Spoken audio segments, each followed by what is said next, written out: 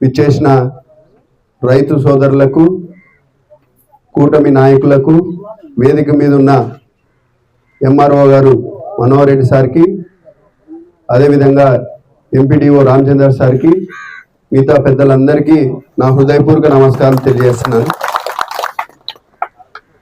ఈ కార్యక్రమం చేపట్టడానికి ముఖ్య కారణం దాదాపు 100-150 సంవత్సరాల క్రితం ఎప్పుడైతే బ్రిటిష్ వాళ్ళు ఉన్నారో అప్పుడు మన భూమిని సర్వే చేయడం జరిగింది. కానీ ఇప్పుడున్న పరిస్థితులు మన భారతదేశం ఏ విధంగా ముందుకు పోతుందో టెక్నాలజీ పరంగా మీ అందరికీ తెలుసు. ఈ టెక్నాలజీని ఉపయోగించుకొని మన భూమిని మన సెల్ ఫోన్లోనే ఎంత రికార్డు ఉంది, ఏ విధంగా మన మ్యాప్, మనకు 2 ఎకరాలు ఉంటే ఆ 2 ఎకరాలు సరిహద్దులు కానీ లాంగిట్యూడ్ లాటిట్యూడ్ ప్రతి ఒక్క భూమికి అంటే ప్రతి ఒక్క రైతుకి ఏ విధంగా తీసుకొని రావాలా, ఇంట్లో కూర్చున్నా కూడా వాళ్ళ భూమి ఎక్కడుందో కనపడేటట్టు సెల్ ఫోన్లో ఈ కార్యక్రమాన్ని చేపట్టడం జరిగింది. కానీ గత ప్రభుత్వం ఈ కార్యక్రమాన్ని అడ్డు పెట్టుకొని ల్యాండ్ టైటిలింగ్ యాక్ట్ అని ఒక కార్యక్రమాన్ని తీసుకొని వచ్చి గత ప్రభుత్వంలో ఉన్న ముఖ్యమంత్రి వర్యుల ఫోటోలు పాస్బుక్లలో పెట్టడం జరిగింది.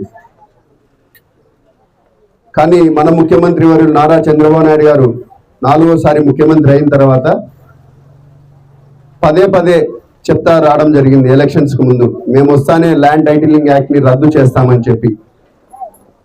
ముఖ్యమంత్రి అయిన తర్వాత మొదటి అసెంబ్లీ సెషన్లోనే ల్యాండ్ టైటిలింగ్ యాక్ట్ని రద్దు చేయడం జరిగింది. ఈ విషయం మీ అందరి ముందు ఎందుకు తెలియజేస్తున్నామంటే గతంలో పాస్బుక్ల మీద గత ముఖ్యమంత్రి ఫోటోలు పెట్టి మనకు ఇవ్వడం జరిగింది. ఇది సర్వే నెంబర్ల మీద కూడా, సర్వే రాళ్ళ మీద కూడా ముఖ్యమంత్రి ఫోటో పెట్టడం కానీ పేరు పెట్టడం కానీ జరిగింది.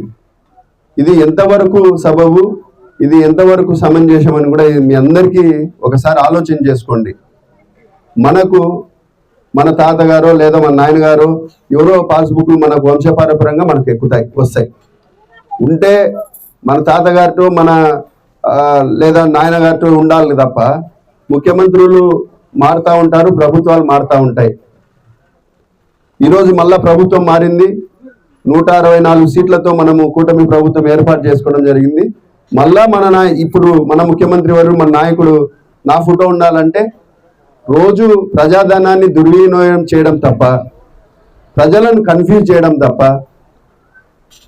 ఇచ్చిన ఆస్తిని మన తాతగారి ఫోటోనో లేకపోతే మన నాయనగారి ఫోటోనో లేకపోతే మనం సంపాదించుకుంటే మన ఫోటోనో ఉండాలి తప్ప ప్రభుత్వాలు మారుతూ ఉంటాయి. కాబట్టి మీకు ఇక్కడ నేను ఎందుకు ఈ విషయం తెలియజేస్తానంటే, ఒక నాయకుడు వాళ్ళ భూముల గురించి వాళ్ళకు స్వతంత్రంగా ఆలోచన చేసే వ్యక్తి ఒక వ్యక్తి అయితే నా ఫోటో ఉండాలా, ఎవరు జాగిరి కాదు కదా, మన సొంతం, మన తాతగారు ఇట్లా ఇవన్నీ ఇచ్చినట్టు ఎన్నో ఏళ్ళ నుంచి చేసుకునేటి ల్యాండ్ టైటిలింగ్ యాక్ట్ని రద్దు చేయడం జరిగింది ఈ ప్రభుత్వం.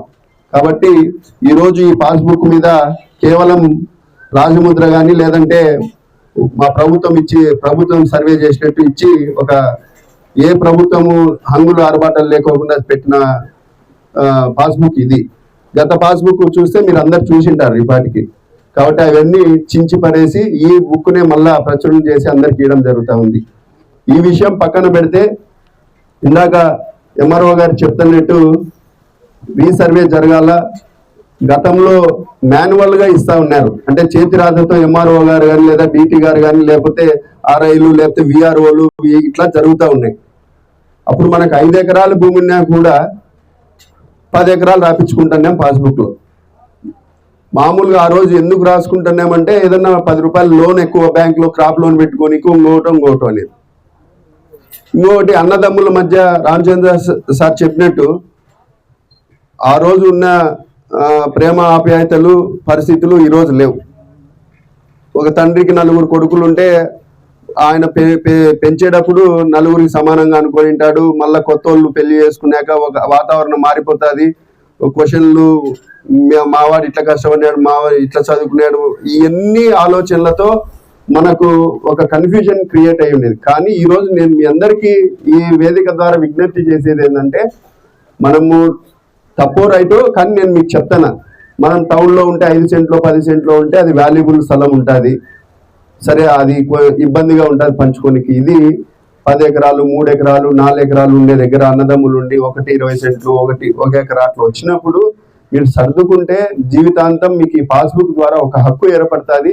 5 సెంట్లో 2 సెంట్లో ఎకరాలు ఎక్కువ ఉన్నప్పుడు ఏమి ఇబ్బంది లేదని కూడా నేను మీకు సలహానో సూచనను అనుకోండి, ఏమైనా అనుకోండి, నేను చెప్తాను. ఎందుకంటే సమస్యలు తెంచుకోనికి, లేకపోతే 1 సెంటు కాడ 5 సెంట్ల కాడ 3 సెంట్ల కాడ మనం గట్టిగా పట్టి ఉంటే, ఇందాక ఎంఆర్ఓ గారు చెప్తున్నట్టు సుప్రీంకోర్టు దగ్గర కూడా మనం పోయినా కూడా రచ్చబండలో కూర్చొని మీరు తెంచుకోపోండి అని చెప్పేదే తప్ప, మీరు అధికారుల మీదనో మా దగ్గరికి కూడా ఈ మధ్య ఎక్కువ జాయింట్ ఎల్పిఎంలో ఉంటే 1 బిల్ రావడం లేదు, అడగలు రావడం లేదు, క్రాప్ లోన్లు పెట్టుకోలేకున్నామని మనమే అందరం నా దగ్గరికి వస్తున్నారు.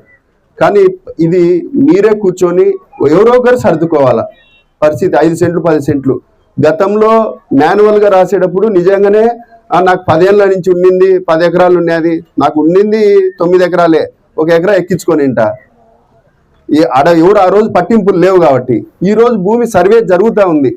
జరుగుతున్నప్పుడు మనము మన అంతరాత్మకు మన మనసాక్షికి తెలుసు, అది సర్దుకొని పోతే చిన్న చిన్న సమస్యలు కూడా తెగుతాయని కూడా ఈ సందర్భంగా మీ అందరికీ ఇది సలహా అనుకోండి, సూచన అనుకోండి. ఎందుకంటే మేము ఎక్కువ ప్రెజర్ ఫీల్ అవుతున్నాం. మన దగ్గరికి వస్తున్నారు, జాయింట్ ఎల్పిఎంలు ఉన్నాయంటున్నారు, తీయాలంటే 4 కూర్చొని సర్దుకోవాల్సిందే. ఇది ప్లస్ ఈ రోజు ప్రతి గ్రామంలో 100% తీసుకుంటే దాంతో 95% సమస్యలు లేకోకుండానే తీరుతా ఉన్నాయి, అందరు సర్దుకుంటున్నారు.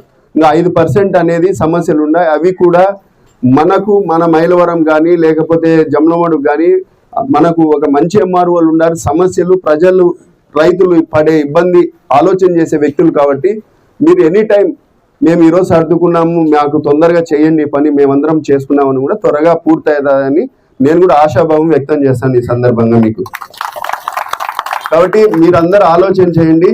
ఈ మీ భూమి మీ హక్కు అనే కార్యక్రమము రాష్ట్ర వ్యాప్తంగా చేపట్టడం జరుగుతుంది. ఇదే విధంగా ఇక్కడ చేయడం జరుగుతుంది. నన్ను ఇక్కడికి పిలిచి ఈరోజు ఈ పాస్బుక్లు పంపిణీ కార్యక్రమంలో నన్ను ఇక్కడ ఇన్వాల్వ్ చేసి మీ అందరితో నన్ను కలవడం కూడా చాలా సంతోషం. ఒకసారి మీరందరూ మళ్ళా ఆలోచన చేయండి, మీ అంతకు మీరే పెద్ద మనుషులా, లేకపోతే ఒకవేళ అన్నదమ్ములు ఉంటే మాకెవరు పెద్ద మనుషులు ఉన్నారు, మేమే 4 కూర్చొని మాట్లాడుకొని చేసుకుంటామంటే ఇవన్నీ మంచిదని. లేకపోతే ఇట్లనే ఇబ్బందులు ఉంటాయి, క్రాప్ లోన్లు రావు, లేదా రేపు ఎప్పటికీ ఇబ్బందే. వచ్చే కొద్దీ మనసు మారుతూ ఉండే కొద్దీ, మనుషులు మారుతుండే కొద్దీ ఇది సమస్యలు పెరిగేటే. త్వరగా తెంచుకోండి. 5-10 సెంట్ల దగ్గర మీరు గట్టిగా పట్టుకోవద్దని కూడా నేను మరొకసారి మీ అందరినీ విజ్ఞప్తి చేస్తున్నాను. అదేవిధంగా ఈ కార్యక్రమం పాస్బుక్లు పంచే ముందు నిన్న కూడా అందరికీ చెప్పడం జరిగింది, మన నాయకులకు, కూటమి నాయకులకు, తెలుగుదేశం పార్టీ, జనసేన, భారతీయ జనతా పార్టీ నాయకులందరికీ. ముఖ్యమంత్రి వర్యులు రేపు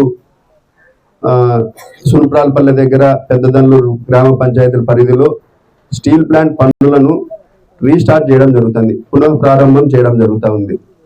ఈ వేదిక ద్వారా నేను ఒక అవకాశం తీసుకొని చెప్తున్నాను ప్రజలకు. ఇక్కడ మహిళలు అందరూ వచ్చినారు. ఈరోజు 750 మెగావాట్ల సోలార్ ప్లాంట్ ఇక్కడ రావడం జరిగింది. 2019లో గత ప్రభుత్వం అంటే జగన్